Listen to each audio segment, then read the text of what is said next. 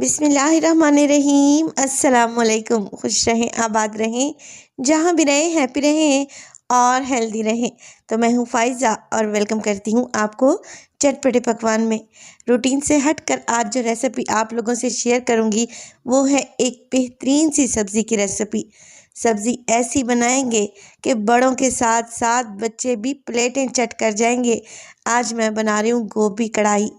है ना, बहुत ही यूनिक और डिफरेंट सा नाम, और यकीन करें खाने में भी ये बहुत ही यूनिक और मज़ेदार है। तो रेसिपी को तो आप लोगों ने ज़रूर ट्राई करना है, इंशाल्लाह ये आप लोगों को अच्छी लगेगी। रेसिपी अच्छी लगे लाइक कर दें और चटपटे पकवान को सब्सक्राइब भी कर लें। तो चलें जल्दी से स्टार्ट कर लेते हैं। तो सबसे पहले तो ली है मैंने यहाँ पर मिट्टी की कढ़ाई। आप लोग नॉन स्टिक या फिर कोई भी कढ़ाई ले सकते हैं। इसमें डालूंगी 1 कप से थोड़ा सा कम है मेरे पास कुकिंग ऑयल, और इसमें शामिल कर दूंगी मैं गोभी के बड़े बड़े से पीसेस। देखें यहाँ पर गोभी मेरे पास थी 3 पाव के लगभग, और इन्हें काटने छीलने के बाद तकरीबन ये आधा किलो बच गई है।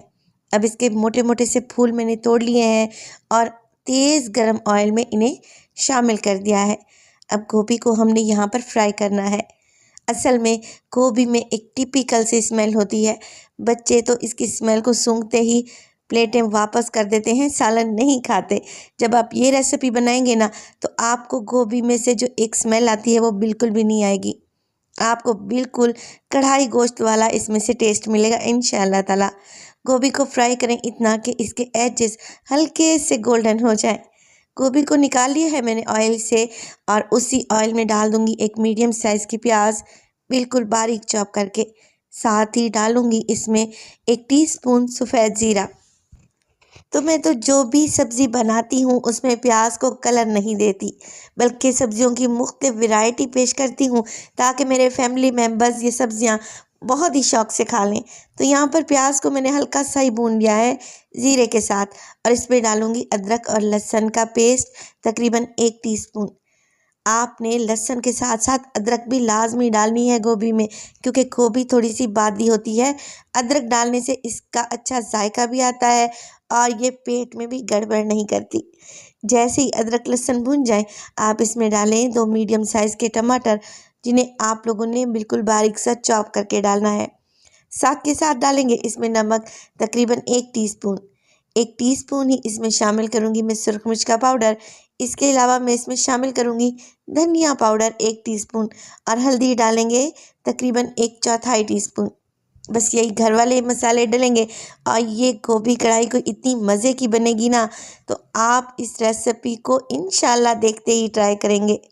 मसाले को अच्छे तरीके से भून लें इतना कि टमाटर का कच्चापन दूर हो जाए, और अब इसमें डालें 2 टेबलस्पून दही। अगर ज़्यादा खट्टा खाना पसंद नहीं करते तो फिर 1 टेबलस्पून दही से भी काम चलाया जा सकता है।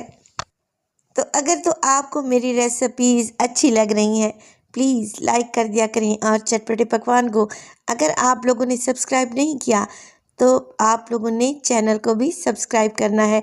आप सब लोगों का बहुत शुक्रिया। जैसे ही दही का पानी खुश्क हुआ मैंने इसमें डाल दी है जो गोभी मैंने फ्राई करके रखी हुई थी। अब देखिए गोभी को जैसे ही मैंने फ्राई किया ये नरम पड़ चुकी है, गल चुकी है।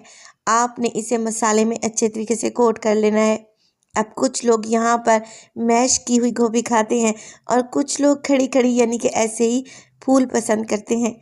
तो जैसे आप लोगों का दिल चाहे। अगर तो आप मैशी गोभी खाते हैं उसमें आपने डाल देना है 3 से 4 टेबलस्पून पानी और दम पे लगा लेना है। मगर मैं गोभी कढ़ाई को ऐसे ही बनाऊंगी और 5 मिनट के लिए इसे दम पे लगाऊंगी, और एंड में डालेंगे इसमें पिसा हुआ गरम मसाला। इसके अलावा बारीक कटी हुई हरी मिर्चें और बारीक कटा हुआ हरा धनिया, और इसे गर्मा गर्म सर्व करेंगे।